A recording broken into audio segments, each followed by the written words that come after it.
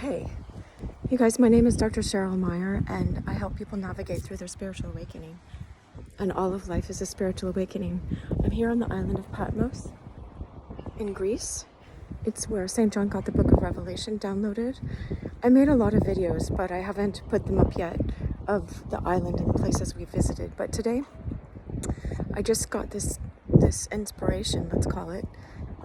Sometimes I call it a download, but it's just an aha that you get. I've been a psychologist for more than 20 years now, and I was just getting this insight after a meditation we did here for my class that I'm here for. Look at this. So just, you can feel yourself at peace. The island brings a lot of peace. It's very, very old. Before John was here, there was like an Aphrodite temple and a Helios temple for the sun, and I don't know what you guys believe, but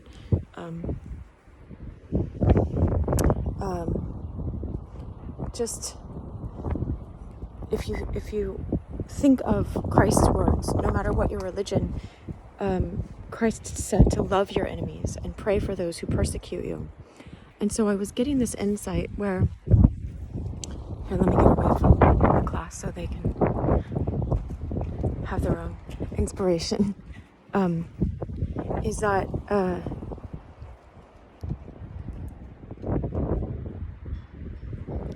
your enemies, I was just thinking, it says bless those who persecute you. Bless them, don't curse them. I was just getting the understanding that your so-called enemies show you what you're settling for. They show you the people that have rejected you and walked away. If you guys know, I have a whole series on how to get over being ghosted, and I spent 2 years teaching on it, so you don't have to leave this video to go find that yet. Stay here for a second, because this is after 2 years, and you can always go back. But what my ghoster taught me was how I was still accepting that ghosting behavior that I experienced in childhood, where I knew the pattern to keep wanting for love and not having it, and feeling the lack of it, or feeling like all I could do, I was powerless to do anything but to wait for that love. And when all along I am that love, we're made out of the consciousness of God, we're made out of God. Christ says, I am the light of the world. And later on he says, you are the light of the world, and don't hide that light. Don't hide that light by not seeing it. You hide it by not seeing it. And so,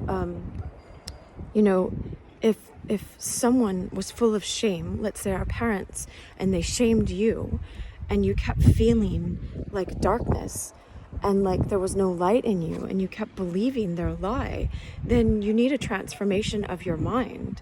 But your enemy can show you how, like, the pain that you're in. Daskalos was a teacher. It means teacher in Greek, Daskalos, a mystic, Orthodox Christian healer and teacher. And he says that, I think he said 95% of our learning is through pain. And unfortunately, look at the beautiful sailboat. We learn, I don't know if I have it in my, we learn, there it is, through our pain. Our pain teaches us what to wake up to. It hurts so bad that we don't want it anymore. Now, sometimes we can run to addictions and run and think another person is going to solve that, and another person and another experience is going to solve that. But the experience, the healing experience we need is to come to a metanoia. That's the Greek word. Someone in Athens taught me, a taxi driver, metanoisis or something. I think that's how he said it. But it's metamorphosis of your nous, your inner mind. Be transformed by the renewing of your mind. That's the word repentance in Greek. It's not like you should feel really shame. You notice the pain you're experiencing from your enemies rejecting you and not knowing how to love you and walking on you and reminding you of your childhood. And, because our parents are unconscious in their own ways, come to a new understanding that you were never worth that. You were always worth so much more than that. You were always worth full love. And the more you know this love in yourself, the more you are a friend to all and loving to all instead of an enemy to them. Because what happens is when you don't know yourself as love, you experience the enemies out there, and then you bite back and you become an enemy to them, and you try to use other people and crawl over other people and use addictions and use things and use substances and money and all sorts of things in an unbalanced way to try to fill up that emptiness. But you were never empty, but you experienced it as empty. And so let's go back. Your enemies, your so-called enemies, bless them, because they're teaching you a lesson. Not that what they're doing is right, but that they show you, they're a mirror to show you how you are allowing yourself to continue to be treated, that you ought not to ever have been treated in childhood that way, and you ought never keep allowing people to treat you like that. I know that guy Trent Shelton, he said, they're giving you scraps because that's what you accept. It doesn't serve anybody to accept mediocrity, not within yourself, towards yourself. And towards yourself, that means don't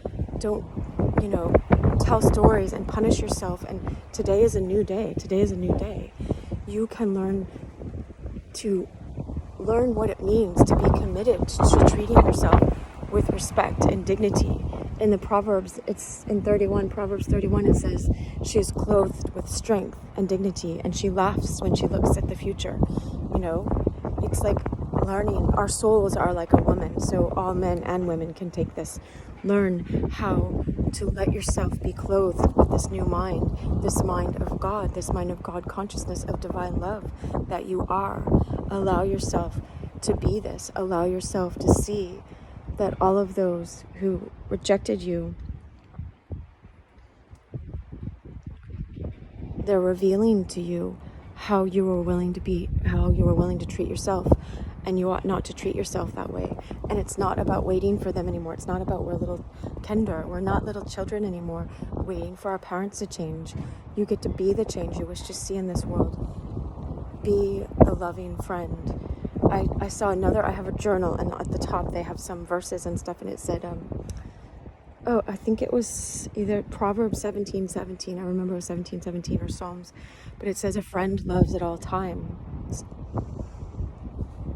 So be loving to yourself. Choose. It's a choice. You always have a choice. Stop giving all your energy worrying about what other people are doing. When we're children, we think we have to wait for the adult to get it.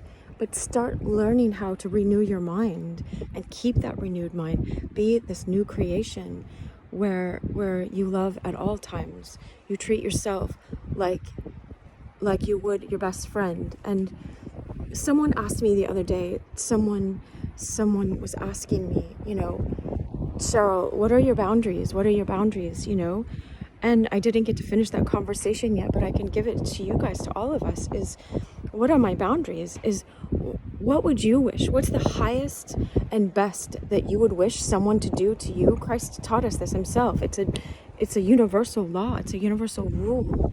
Not like a rule, like it's one to align yourself with. So you're aligned with true love. Is how would you wish someone to treat you?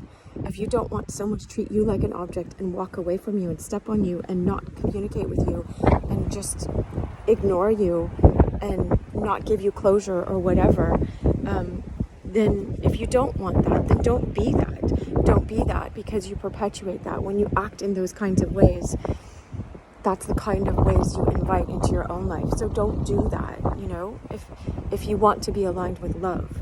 And so that's my boundaries, is do to me what you would wish someone to do to you. Anyway, I've got to go because we're going to do another healing meditation thing. I wish you so much love. I hope this graced your life with more love and more inner knowing, deep knowing and alignment with love.